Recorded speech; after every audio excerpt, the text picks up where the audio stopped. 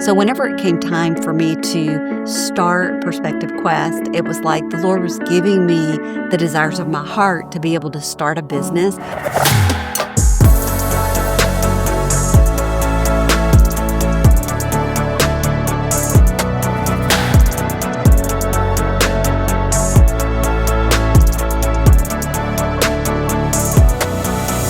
Welcome to Insights with Marcia. I'm Marcia Upson, and I hope this is a podcast today you're really going to enjoy because I think it's loaded with foundational principles. And there's a very special person who's on today's podcast, and she just happens to be the executive director of Insights with Marcia. And her name is Ronna Keller. And she's also the founder of Perspective Quest. And she did this almost 20 years ago, and she's helped business people like me achieve our goals and understand what we were created to do. So, Ronna, tell me a little bit about Perspective Quest. 20 years ago, tell us about it. Everybody's dying to know because now here you are, one of your many job titles. There's many others. You're still the founder and do that job.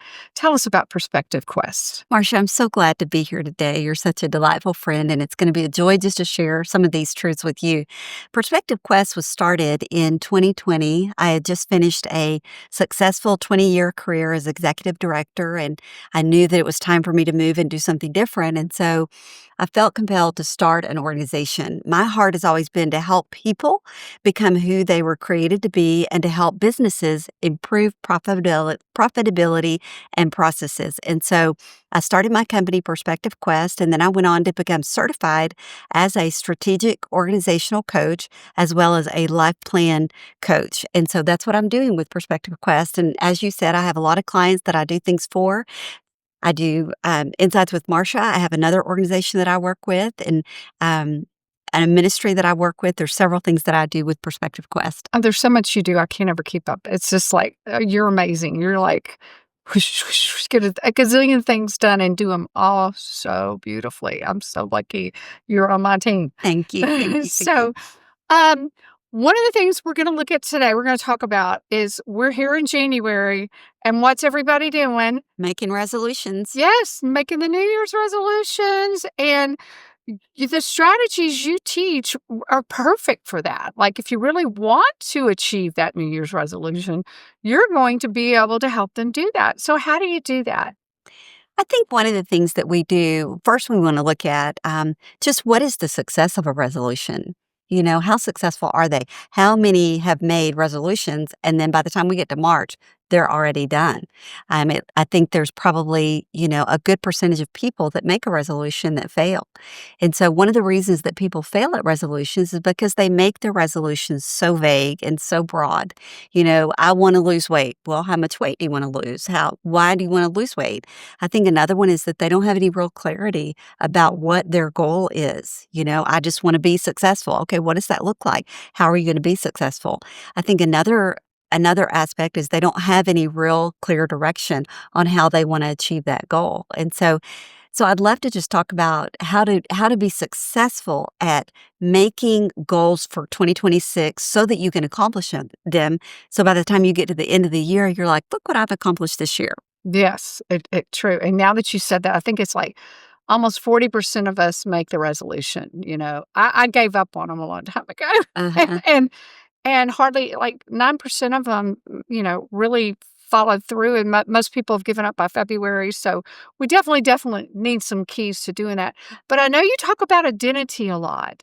So what has identity got to do with all this good stuff? How does that work for us? So I think one of the things that I would really want to encourage people is it's going to be difficult for you to follow through on setting a goal if you don't really know who your identity is. And that's one of the things that I like to work with people on is helping them discover what their identity is. At Perspective Quest with my life coaching, what we do is we sit together for about 2 days and we go through 19 different assessment tools to help you uncover who you were created to be. Not everybody's the same. And so we want to discover who you're created to be to help you walk in success and be able to fulfill what that purpose is.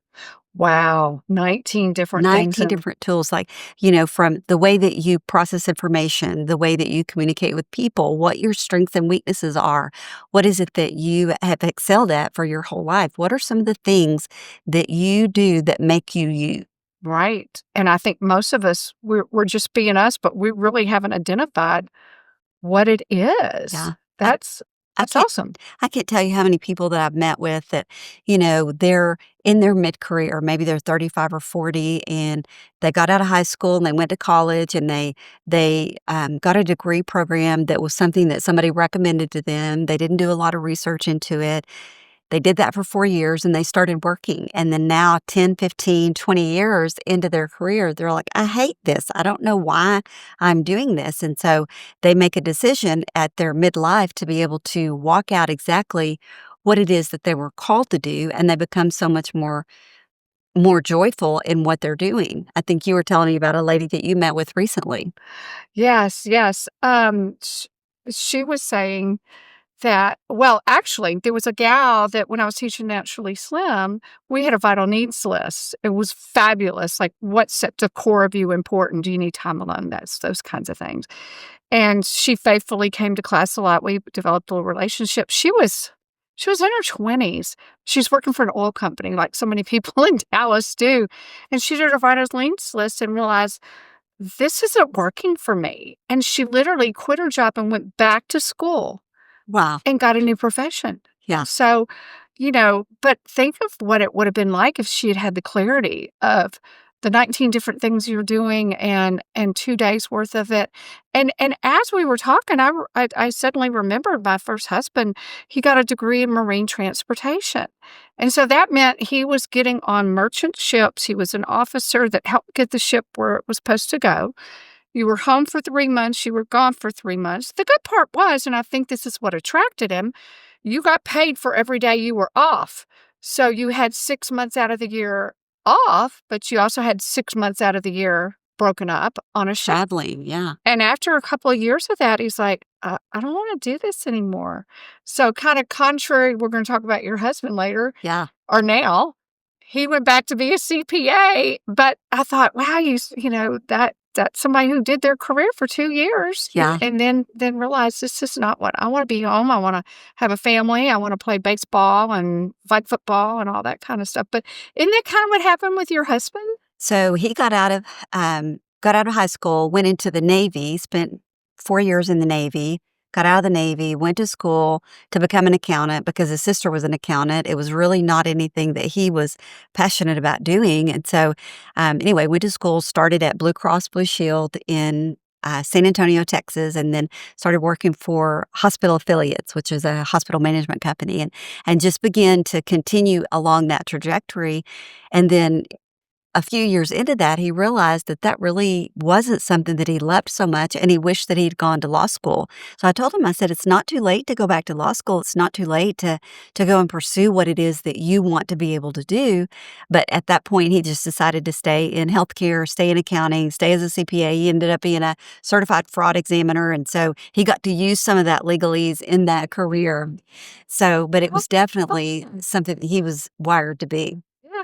But that's neat how he did segue it a little bit. Segued it a little bit, but, Yeah, very unfortunately, well. so many people spend so much time in their career that they are doing because they feel obligated because they got their degree in it. Then, you've got so many people that go to school for 4 years, they get a degree in something, and they never work in it. Yeah. All that money that they spent on that degree, how much more effective it would have been to have been able to identify what their identity is before they spent their time doing that. Totally, totally. That's awesome. That's awesome. Well, through our visiting, I'm going to weave in and out just some questions for everybody to get to know Ronna better. And don't let me forget at the end, we need to tell them how they can get in touch with you Okay. because there are some people that may want that. Yeah. Who wouldn't? Especially, do you do a lot of younger people like before they go to college? Um, I can do younger people. It's more effective if they spend a year, whether it's in college or a year in the workplace, because so many kids, they get out of high school and they're just raring to go and they haven't really had any life experiences to know what they enjoy and what they don't enjoy. So it's usually better when they're just a little bit older. Yeah, that makes total sense. Well, what does success mean to you? Well, we've been talking about identity, and for me, success means fulfilling your purpose that you were created for. What does that look like? To me, it looks like recognizing what your talents are, what your gifts are, what your desires are, what brings you joy, and walking that out, finding a career to walk that out. And so I love to help people discover what that is so that they can be satisfied Yeah. and have joy doing what they're doing. So to me, success is really accomplishing what you were created to do. Totally. I mean, that's the one Yeah. line right there. That's just exactly it. And it's not money. Success is No, not money because what I believe is that if you're doing what you were created to do, then you have the motivation to do it and do it well and do it with excellence, which then will produce the income that you need to be able to live the life that you want to live. that's right. Just totally. That is so cool because that's what I'm hoping Insights with Marcia, as you know, will be for a lot of people, Yeah. helping them understand what's their purpose, what's their passion, Yes. which is what were you created to be? Because if you don't just get right on top of that, you're just spinning your wheels for a while. And whatever you were created to be is what's going to juice you, what's going to get you excited, what's going to make you want to get up in the morning. Yeah. I mean, I just don't know what could be more important than that. Yeah. Exactly. I can't think of anything. So that ought to make you feel extremely fulfilled. It really does. And I think the other thing that's important to remember too is if I'm walking out my identity, I'm going to be a lot healthier person and have a lot healthier relationships. So many people struggle with relationships because they're not satisfied on the inside because they're doing something that's contrary to who they're created to be. Well, if I want to be able to develop and create good relationships, then I've got to be true to myself and I've got to be happy within myself, accomplishing what I was created to do. Yeah. Is there anything in particular that motivated you to want to do this for other people? I've always loved people and I love making people happy. One of my core values is I want to be a blessing to other people. And I think one of the best ways that I can be a blessing to other people is to help them identify who they were created to be and help them to walk it out and give them the courage, give them the tools they need to be able to accomplish that. And so I think that's what motivates me. Oh, you wear it and you just make everybody feel good. You care about people. It's wonderful. So where does identity play into all this? Identity for me, I'm a faith-based person. And so for me, I believe identity is really recognizing who God created you to be. I feel like that we have a God who created us and he's a good God and he has good in store for us. And so for me, identity is really recognizing who he created you to be. And so sometimes that comes from reading the scriptures and renewing your mind with the truth of God's word. Sometimes that comes from really just walking in the favor that God has given to you as you walk in obedience to his word. Mhm. And so identity is really just, we're not all created equal. I think I said that earlier. Everybody's unique, just like snowflakes. We're all different. I want to be able to be the expression that God desired whenever he created me before the foundations of the earth. Mhm. And I read a book recently about identity, and it said, when you're changing kind of seasons in life. So I needed to read it because that's what I'm doing. I'm going from being a nurse practitioner with a wellness company to now wanting to motivate people Yeah. that I can no longer just see myself as a nurse practitioner with a wellness company. I need to see how I'm using those gifts to do what I'm doing now. And it's all about identity. Yeah. So identity is so important. Well, and I love that because what you hit on right there is it's all a journey. We don't ever get there overnight. It's like a soup. You started out as a nurse practitioner, then you added in the wellness component, and now you're adding in the motivation to help people be who they are created to be. And so it's all a journey. God's adding things to you to be able to accomplish what he's called you to. What's a habit that's been transformative to your life or a belief? I, Either one. I think one of the things that has been transformative to my life is spending time daily with the Lord, whether it's in prayer or in worship or in reading His Word. I just know that I get more centered if I spend time with the Lord at the beginning of the day. It can be 30 minutes, it can be an hour, but I purpose to set my alarm early enough, regardless of what's going on during the day, so that I can have quiet time with the Lord. It helps me to frame my day, helps me to make sure that I know what's ahead of me so that I can be in the right frame of mind to accomplish what it is that I have need to accomplish. Yeah. Oh, that's What an about you? awesome. Yeah. I'm the same thing. I have to get up early Yeah, and kinda get centered and talk to God and be still, yeah. and that's so hard. But in the morning, it's a lot easier than the middle of the day. Oh, it's so much easier. And I think one of the things that I admire that you've told me that you do, and that is that you journal. Yeah. So talk to me about your journaling. Like what are the prompts that you use when you journal? Because I think that's an important part of spending time with the Lord also. Yeah.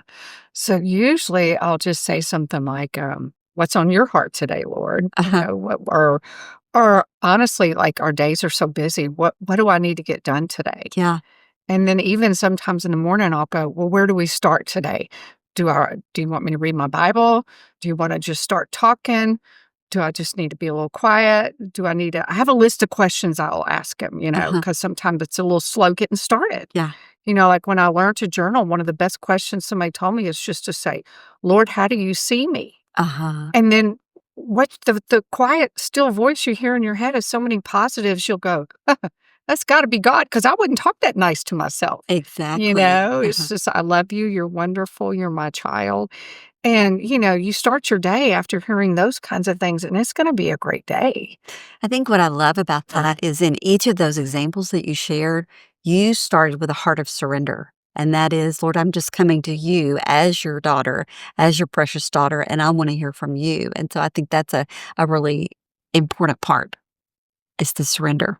It's different now, that's what I like about this season, but when I was in business, it was, "Okay, Lord, I have a meeting today with these particular people. Uh-huh. What do I need to know?" Yeah. And he'd give me tips about certain personalities and certain people and how I needed to steer the meeting. So God, he's a great CEO. Yeah. Yeah, Yes. he gives you good advice that way. So, yeah, yeah, he'll Yeah. show up. I love that. Yeah, yeah.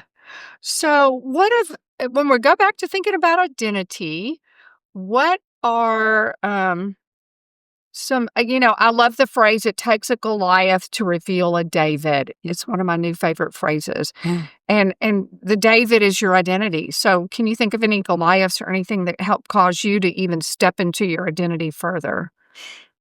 I think the story that I was telling you earlier about a transition time for me, it was really hard because at that point in time, I didn't realize it, but so much of my identity was tied up in what I was doing, and it was a stronghold, and I had to work through that, and I think that's one of the things that helps me be able to help other people because I've chosen to walk through and overcome that stronghold because I had done it for so long and it became everything that I was, and so to be able to let go of that and completely release myself from that and know that God's got a whole nother opportunity in front of me to be able to embrace that. And so for me, that was what really revealed the truth of who I am, that I am his daughter first and foremost. And that's who my identity is. It's not in my career, it's not in my relationships, it's in being his daughter. Mhm. Now, I'm gonna shift just a little bit because you talk about the difference between declarations and resolution. I love that. Uh-huh. So many people want to make resolutions at the beginning of the year, but I think it's important for us to reframe that. Let's make some declarations because resolutions are based on willpower, and it's just hopeful statements that we make. I want to lose weight. I want to make more money.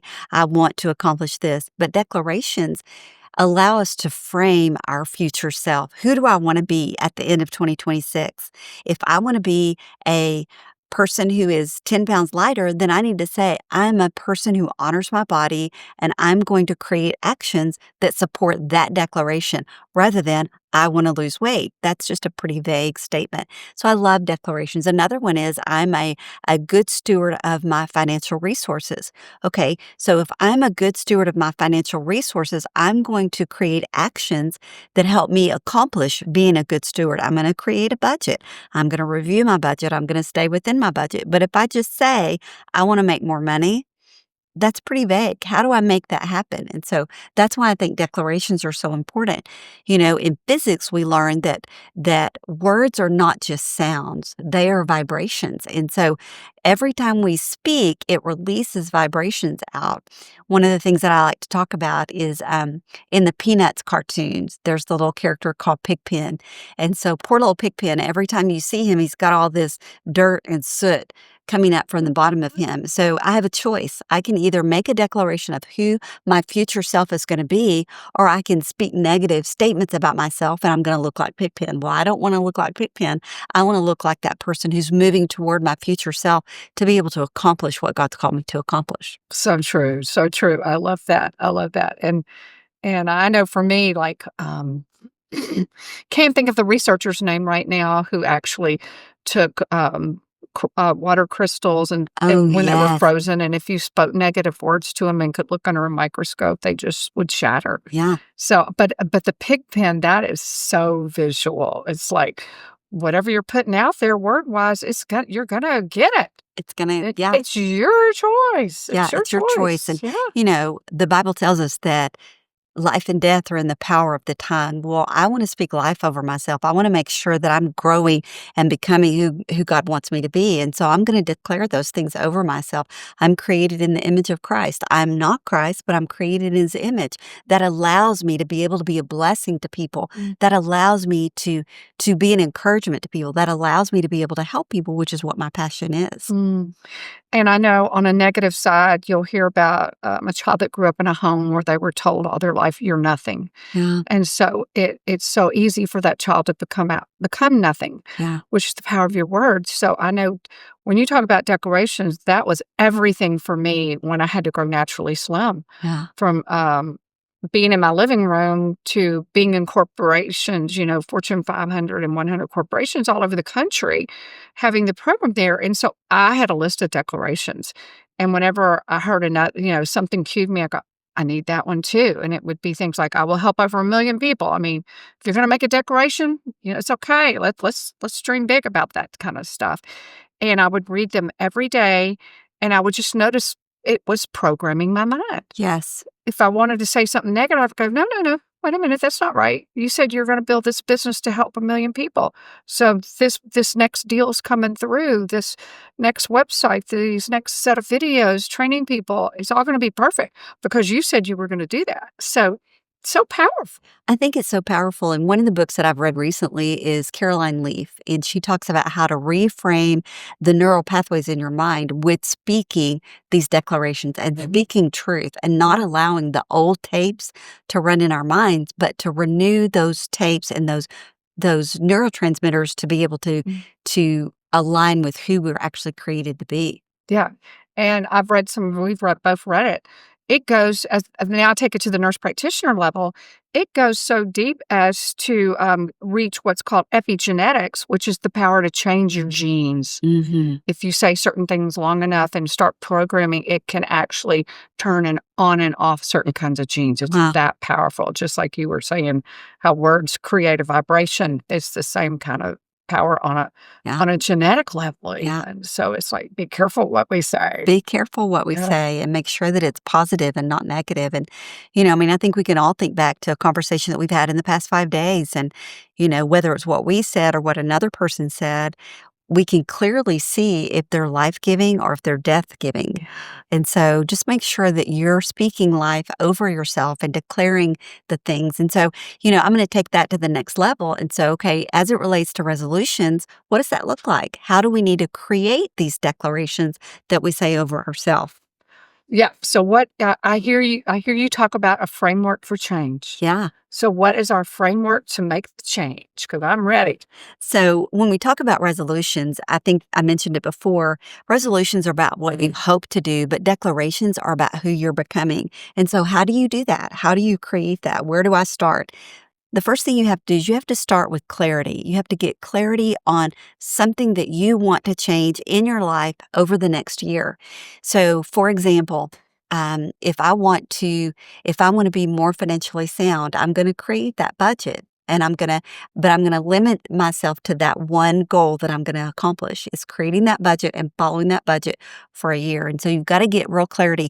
Where am I misaligned? I mentioned earlier about, what is it that I need to step into or step out of? There may be something that you're involved in that you feel like that season is over. Like I referenced earlier, is just, okay, taking that to the Lord in prayer. Lord, what is it that you want me to accomplish this year? What do you have for me to align with what you're doing on the earth to accomplish this year? And get that clarity first. Make sure that you have the clarity. Then what we're going to do is we're going to create action steps. What are some small micro actions that you can take to be able to accomplish that? It can be one or two little action steps, but something that is digestible. I think I mentioned before, you can't eat a hamburger all at one time, but you take it one bite at a time. So that's what we're doing with our action steps. We're creating those small micro movements that we can get to accomplish what that goal is. And then finally, the last step that I like to encourage people is create accountability. It can be your spouse, it can be a friend, it can be a coach or a mentor, but having someone in your circle that knows what you're trying to accomplish to cheer you on or to support you if you're struggling, we've got to have that accountability. And so that's what I like to encourage people to do. And just as a point of reference, if you want to click on the link below, I've got a resource that's a printable resource that you can use to be able to download and write out some of these goals, write out what some of your action steps are, write out who your accountability partners are so that you can be successful for 2026 accomplishing what you feel like that you want to accomplish. Oh, that's wonderful. They're going to love that. Yeah. That's so cool. Yeah, I'm with you. It's the small bites, or and lots of times it's just taking the first step. Yeah.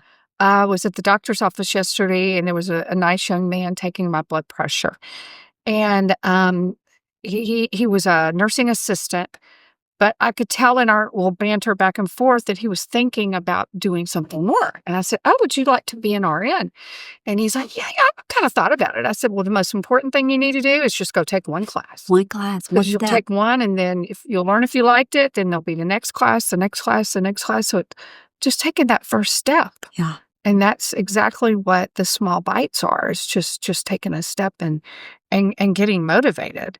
So how does faith play a role in all this? You pretty well said it, but let's just make sure we get it. Yeah. Faith is pretty important for me. I was, I became a born again Christian when I was 8 years old, but I didn't really start practicing my faith until I was much older because I came to a crisis point in my life where it didn't look like I was going to be able to accomplish what I felt like that I was supposed to accomplish. So I cried out to who I knew was God, and it really drew me close to him. And so for me, faith is an important part because if I'm not aligning with who God created me to be, then I'm not going to accomplish what he's set for me to accomplish. And so that's a pretty important part. And so I just encourage people to identify your spiritual walk. What is that for you? What does that look like for you? Make sure that you're not trying to do this alone because we can't do these things and created in a vacuum. Right, right. And it's so amazing when we cry out, he answers. He answers, he Yeah. hears us for It'll sure. just be so amazing how he does that. Well, I love to ask people this question, and it's certainly an appropriate one for what you do.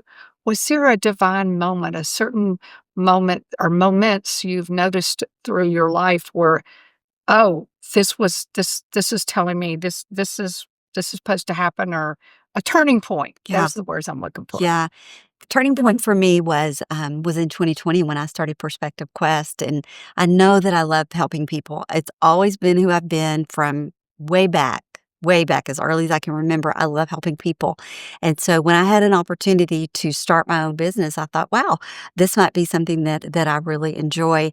Um, and so I stepped out, and it was a step of faith, and it was really like whenever Peter got out of the boat, he said, "Lord, if that's you, bid me come." And so Peter got out of the boat, and it was Jesus. And so for me, it was like, okay, I'm just going to throw it all in there and start this direction. And it's been such a joy to be able to do that. So a funny story about me, I've always had a desire to start businesses. And so when we moved into our current home, which we've lived in for a long time now, there was nothing around us except for land. And so I told my husband, I said, I think we need to buy a Smoothie King. We need to put a Smoothie King over here. And he said, no, there's one about 2 miles away. A Smoothie King wouldn't do very good here. Fast forward, there's a Smoothie King that's been there for 28 years in the exact location that I said it should have been, location. Then the next thing was a Schlotzsky's. I said, "Oh my gosh, we need to open up a Schlotzsky's franchise." And so he said, "No, there's one that's not very far away. We don't really need to open up a Schlotzsky's franchise." Lo and behold, one opened up and it's still open not far from our home. And so there's been a lot of things like that that have happened, and things that I've said actually were installed there. One was a Molly and Scout dress shop.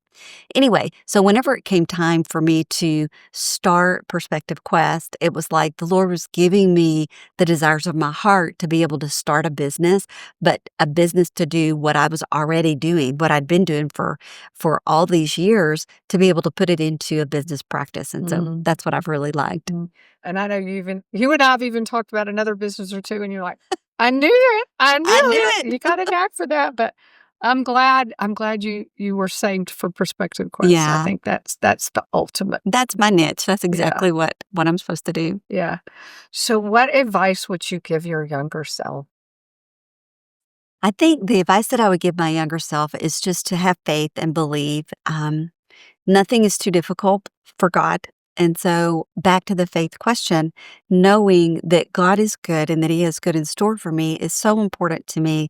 So, my younger self, I wish that I would have had more faith back then to believe that He's got these good things in store for me and to walk it out. And it's not a solo journey. It's walking alongside Him and other people that He's called to be a part of my life. I get that. Yeah. So, what are you most proud of? There's so many things. Or you can have more than one. Well, I think that I am most proud of, and this is so cliche, but I'm most proud of my son. He's an amazing young man, and so a fun story about him. And when he hears this, he'll be like, "Mom." But when he was about 13 years old, we were standing in his bathroom, and I said, "Nick, what do you want to be when you grow up?" And he said, "Well, I really want to work in executive level management, and I want to work outside." Me being the brilliant mom that I am, I said, "Oh, well, that's not possible. You have to pick one or the other." Fast forward, he went to college for a short time and just decided that wasn't for him. And so he decided to enroll in the Coast Guard. And so he spent 7 years in the Coast Guard. And so then he went to Texas A&M and got his degree in maritime administration, much like your Same college. first husband. Yeah. I just probably should have gotten that degree instead. Uh-huh. And so that he went to work for a company called Ports America. And so that was back in 2004. So today, Nicholas is part of the upper management executive level team, and he gets to work outside. And so it just goes to show you that I didn't know what I was talking about, but God absolutely knew. And so he's done such great things. Nicholas has done such great things. And so I'm super proud of him. As far as me personally, I am super proud of myself that I was able to start a business, my very own business, and it's been successful. I love helping people. I love seeing the change that I can bring about in individuals and organizations. It really is my passion. And so that's something that I'm very proud of. Yeah. Yeah. I would be too. That's awesome. When you can see the fruits of your labor, it's just so cool. So kind of, once again, here we are in January, a bunch of people want to make changes. Sum it up, let's bottom line it for people. What do they need to think about doing? How do they give them the pep talk again? Okay. Clarify what your action is going to be. What area is it that you want to change in 2026? What are the areas that you're misaligned in? What are the areas that you want to accomplish something in 2026? Then create an action plan that you want to follow to be able to accomplish what you are setting out to be your goal. Make sure that it's bite-sized pieces, and then create an accountability circle, people that you can share what your goals are with, because these people will help you, will make it easier for you. They'll give you the motivation to be able to continue what you're doing. Then you want to make that stick. So what are the things that you can do to make that stick? You're going to weekly reflect and review what your goal is, what actions you've taken, what you need to do to realign that. You need to celebrate the small wins, because nothing is about perfection. It's about accomplishing those small wins and making sure that you are celebrating the progress that you're making. You want to do a rapid reset, because failure is not a full stop. We're all going to make mistakes, and we're all going to fall short of what our goals are at one point or another. Be predetermined to rapidly reset. Reset in the minutes, not in the month. Don't let it weigh you down. Just say, okay, that didn't go the way that I wanted to. I'm going to reset and I'm going to redo that. Change your environment. One of the things that I like to encourage you to do is if you are working on creating a budget and being financially sound, maybe you take that picture of your budget and you put it on your desktop so that you see it every day to remind you, this is where I'm going. This is my future self. This is what I want to become.